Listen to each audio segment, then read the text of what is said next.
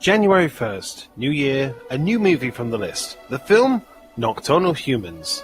A quick Google search later and I realised that isn't a movie. So one message later to the person who nominated it and I realised the film is actually Nocturnal Animals, the 2016 release starring Amy Adams and Jake Gyllenhaal. A bit of a relief because initially, based on the title, I thought this was the Johnny Depp movie Dark Shadows. After viewing the trailer I saw that I was dealing with a psychological thriller. I can enjoy those. 1 hour photo is my go-to in this genre, but I'm open to new stuff.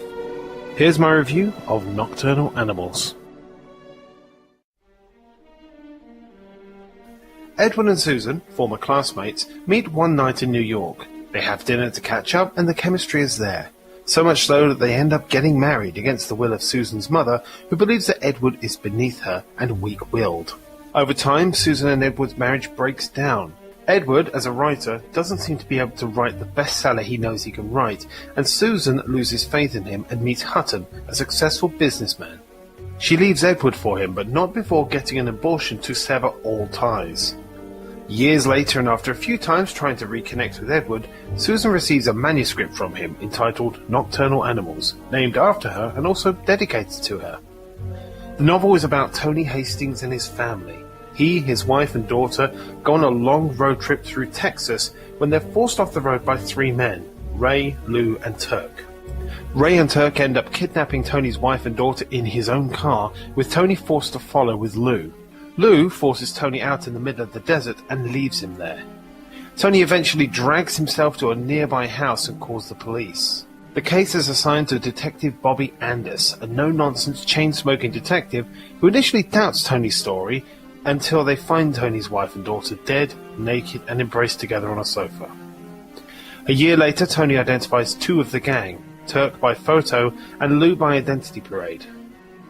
As Ray is a known associate, he's also positively identified, but the case against Ray falls apart as there's not enough evidence, and so Bobby asks Tony if he's willing to go outside the law.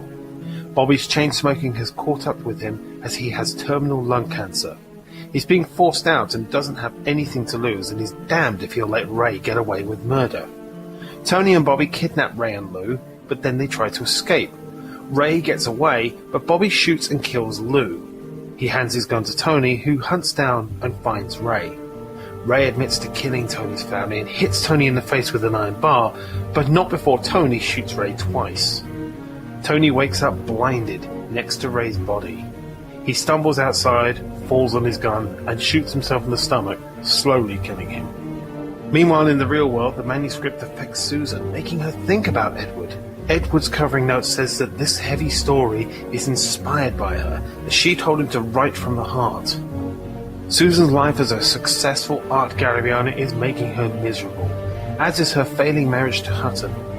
Between not sleeping and reading Stephen's manuscript, she starts to think about whether she's made a mistake in not having faith in him. She emails Stephen telling him how beautifully written and devastating the book is.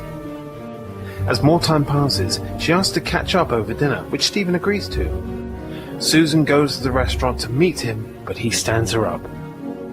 And then the film just ends. My initial reaction to the ending was, What the hell was that? Okay, so let me get this out of the way now.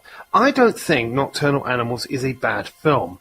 Amy Adams and Jake Gyllenhaal are great leads, and as Gyllenhaal plays 2 characters in Stephen and Tony, he shows his flexibility as an actor.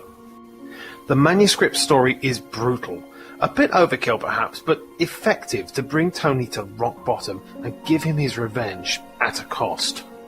Other well-known actors such as Isla Fisher and Michael Sheen seem wasted in such minor roles. Sheen in particular has just 1 scene, a huge waste of his talent. It's the story and the structure I have a real issue with. The movie is separated into 3 sections interspersed together: the present day, flashbacks, and the manuscript. I may think the manuscript sections are a strong narrative, but the flashback sections seem really unnecessary, especially when everything that happens is told in the present. The only reason for them, it seems, is to show Stephen, as he never appears in the present day, only communicating with Susan by email. The manuscript sections clearly have an effect on Susan, but all it does is make her think of her ex, something Facebook also does. I think the Hastings family story would make a decent movie in and of itself, albeit a brutal one. You couldn't do that from Susan's section. From her perspective, an unhappy, successful woman reads something from her ex, regrets letting him go, and gets stood up. So let's talk about that ending. It's anticlimactic, sudden, and derails the whole movie in my opinion. It also doesn't make much sense, save for one theory. Edward is a petty person playing a long game of revenge.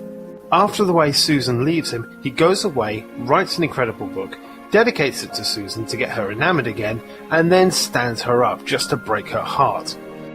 It comes across as someone who, over a decade after being left, still isn't over her, but instead of trying to win her back, decides to break her spirit instead. I know this probably isn't the correct interpretation, but based on what the film is presenting to me, that's my takeaway. I don't understand the love of this film. I mean, like I said, it's not a bad film, but I wouldn't watch it again. I think the Saw movies intertwine multiple stories better together, though this clearly has the better acting. But Nocturnal Animals to me just isn't strong enough to be a psychological thriller. I'm not mad, I'm just disappointed. Next up on the Film Review Open Challenge is Titanic, a film I at least have seen and know about.